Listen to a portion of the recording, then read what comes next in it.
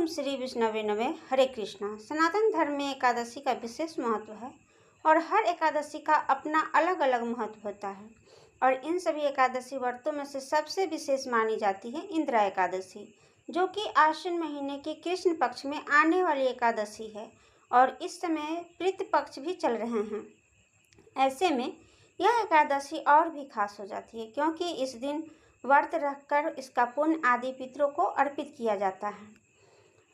तो पितर यदि नीच योनि में पड़े हुए हैं तो पितरों को मुक्ति नहीं मिल पाई हो तो फिर पितर भी तृप्त होकर वैकुंठ लोक को प्राप्त होते हैं और पितरों को भी मुक्ति मिल जाती है। एकादशी के दिन चावल का प्रयोग पूरी तरह से वर्जित माना जाता है, क्योंकि इस दिन एकादशी श्राद्ध भी है।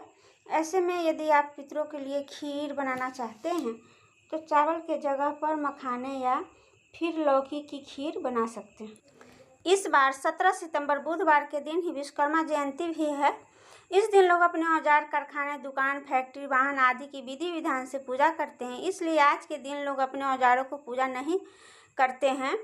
हिंदू धर्म शास्त्रों के अनुसार भगवान विश्वकर्मा भगवान ब्रह्मा जी के सातवें पुत्र माने जाते हैं, जिन्होंने ब्रह्मांड को बनाने में ब्रह्मा जी की सहायता की थी और भगवान विश्वकर्मा को दुनिया का पहला वास्तुकार और शिल्पकार माना जाता है।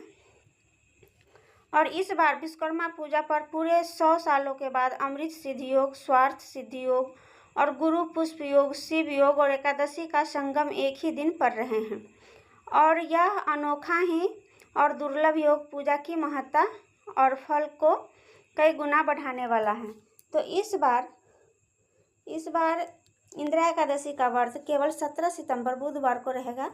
एकादशी का व्रत केवल एक ही दिन है। एकादशी तिथि 16 सितंबर मंगलवार को देर रात देखा जाए तो 17 सितंबर बुधवार को 12:21 AM से शुरू होकर 17 सितंबर बुधवार को ही रात में 11:39 पर समाप्त होगी। बुधवार को पूरा दिन ही एकादशी तिथि रहेगी, इसलिए इसी दिन एकादशी का श्राद्ध किया जाएगा। एकादशी का व्रत रहेगा 17 सितंबर बुधवार को ब्रह्म मुहूर्त सुबह 4:41 से 5:29 तक सूर्योदय रहेगा। सूर्योदय का समय सुबह 6:17 पर और सूर्यास्त का समय शाम के 6:24 पर होगा। प्रातः काल पूजा सुबह 4:47 से 6:07 में करना शुभ रहेगा। शाम की पूजा 6:24 से 7:34 के बीच में की जाएगी। इस दिन पुनर्वसु और पुष्य नक्षत्र का शुभ संयोग भी बन रहा है।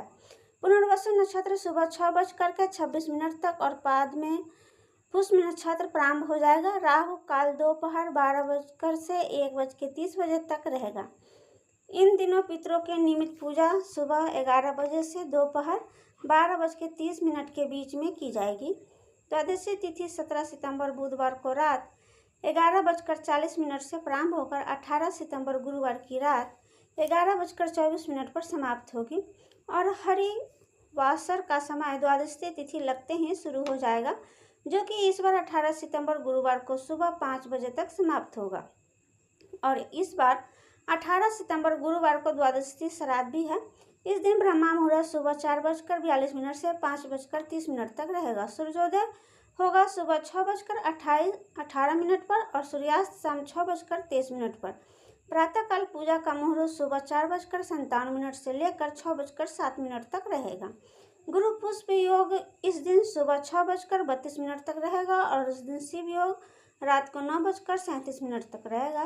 बाद में सिद्धि योग प्रारंभ हो जाएगा। राहु काल दोपहर 1:30 से 3 बजे तक की रहेगा। आज के दिन भी पितरों के नियमित पूजा, पितृ तर्पण आदि कार्य सुबह 11 बजे से दोपहर 12:30 के बीच में किए जाएंगे। जो भी भक्त एकादशी का उपवास रख रहे हैं उन्हें 18 सितंबर गुरुवार को सुबह 6:18 से 8:30 के बीच में व्रत का पालन करना होगा। इंदिरा एकादशी का उपवास रखने वाले भक्तों से पितरों को देव, आर्या और भगवान विष्णु सदैव प्रसन्न रहते हैं।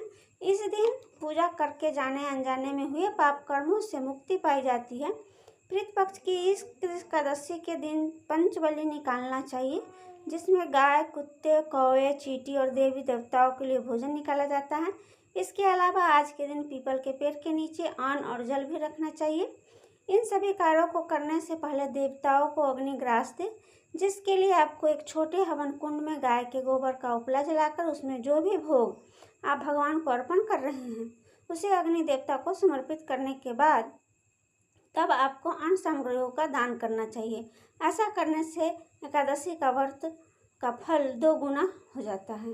वीडियो पसंद आए तो वीडियो को लाइक, सब्सक्राइब, चैनल पर नए हैं तो चैनल को ज़रूर सब्सक्राइब कीजिएगा और ऐसे वीडियो देखने के लिए हमारे चैनल को ज़रूर से ज़रूर सब्सक्राइब करें और कमेंट में जय